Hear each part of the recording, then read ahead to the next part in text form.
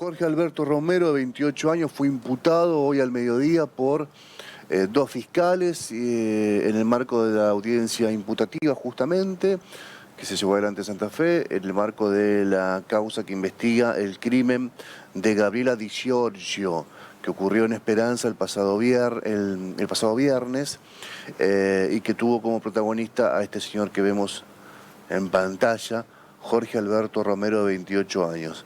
Lo que sucedió es que la mujer estaba en su local, en su tienda, en su local, ingresó esta persona, simuló ser un cliente, ingresó un probador, tras eso hubo un intercambio de palabras, le pegó en la cara, en el tórax y en la panza, para hacer bien sencillo en los términos, provocándole un desmayo. Luego de desmayarla la violó y luego se aseguró su muerte, es decir, la mató a Di Giorgio, que era la empleada de este local en Esperanza. Por lo tanto, se le imputó la figura del criminis causa, que es un homicidio que se produce cuando el imputado quiere asegurarse la impunidad del hecho precedente, que era de la violación y el robo, matando a la persona, a la víctima, en este caso Di Giorgio. Un crimen brutal, atroz, muy feo. Romero, oriundo de Rafaela, vivió muchos años en Santa Fe, alternaba también, algunas veces vivía en Recreo. Había recuperado la libertad hace muy poquito porque había protagonizado un hecho muy parecido en el 2013 en Santa Fe a una empleada de una panadería que no alcanzó a violar por la ocasional y milagrosa aparición de un cliente en aquel momento que evitó la violación. Esta persona, además, que estamos viendo en pantalla, luego de protagonizar ese hecho tan aberrante de golpear primero, desmayar después, violar después y terminar matando a Di Giorgio en Esperanza, se dirigió a otro local. A ese local llegó ensangrentado, con manchas de sangre en sus prendas. La otra mujer, porque era el modus operandi de Romero, era atacar a mujeres solas. Esa mujer le preguntó qué le había pasado, si necesitaba ayuda. Él le dijo que no. Lo vio muy nervioso y abandonó el lugar. Obviamente la mujer entendió que la persona que había ingresado a su local era una persona que o era víctima de algo muy grave como autor. Se comunicó con la policía y las cámaras de seguridad de ese local permitieron dar rápidamente con esta fisonomía. ¿Las cámaras de seguridad? Sí, estos son de cámaras. ¿Del segundo local? Entiendo que del segundo local. Lo publica el Esperancino en la página web, el Esperancino, que Nobleza obliga, de ahí sacamos la imagen. Y gracias a esta captura, que es contundente, más allá de la contundencia que tengan los testigos que los indicaron o que los indiquen como responsable, se dio rápidamente un proceso de búsqueda, aunque quedó detenido luego que esta persona, Romero, se presentara en una comisaría del norte de la ciudad de Santa Fe diciendo: yo soy Jorge Alberto Romero, yo maté a la empleada en Esperanza, yo la violé y yo la maté.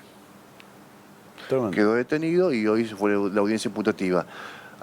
Que está bastante claro que si la justicia lo llega a encontrar responsable de toda esta secuencia de crímenes, de delitos, la prisión que le espera por delante es la prisión perpetua. Perfecto. Sí. Un caso, obviamente, muy trágico, muy terrible,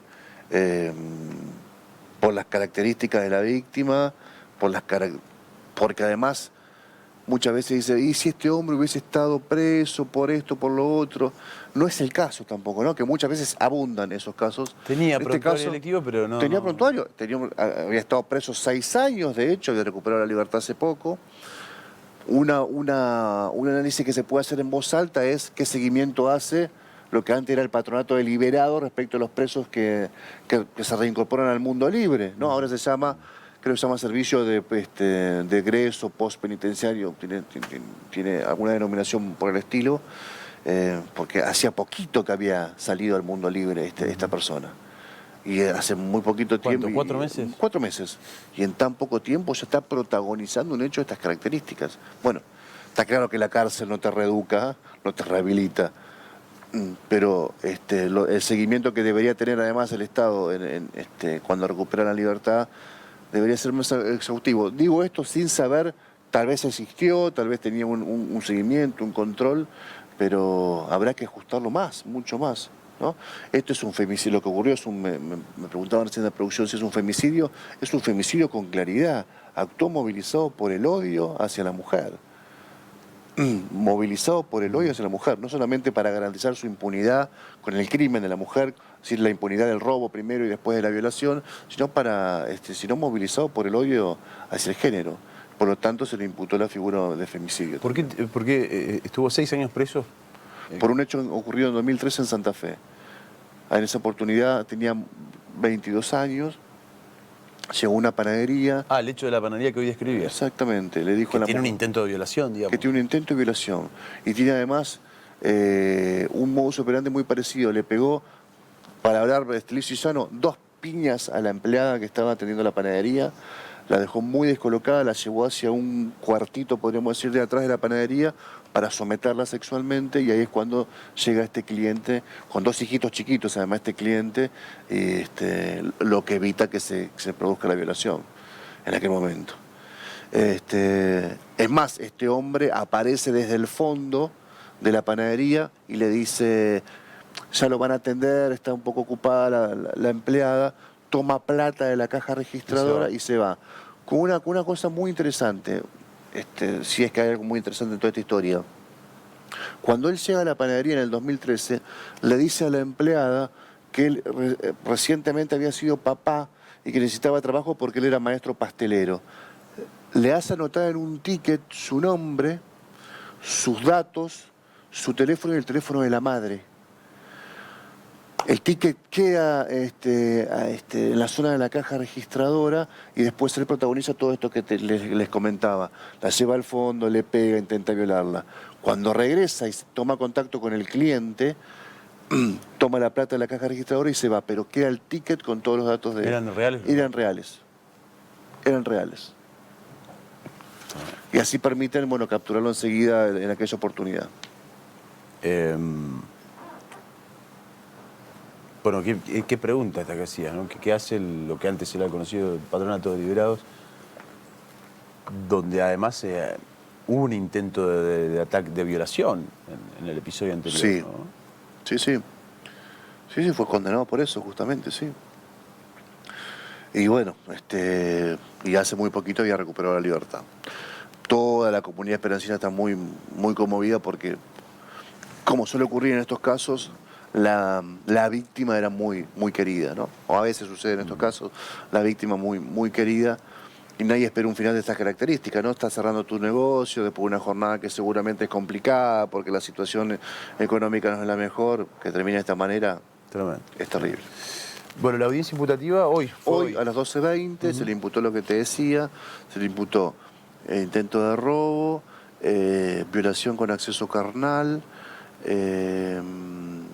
y homicidio crímenes causa, que es lo que te explicaba, es la figura en donde la persona, el imputado, mata a su víctima para garantizarse la impunidad. Tremendo, tremendo. Deberá afrontar una audiencia de prisión, que me imagino no es vuelta, digamos, ahí atrás. Esto es tan contundente. Además, él se presenta en la comisaría diciendo que él la mató a la... si bien lo que tiene validez es lo que se prueba en el juicio, es como que está todo bastante cerrado, ¿no? Claro.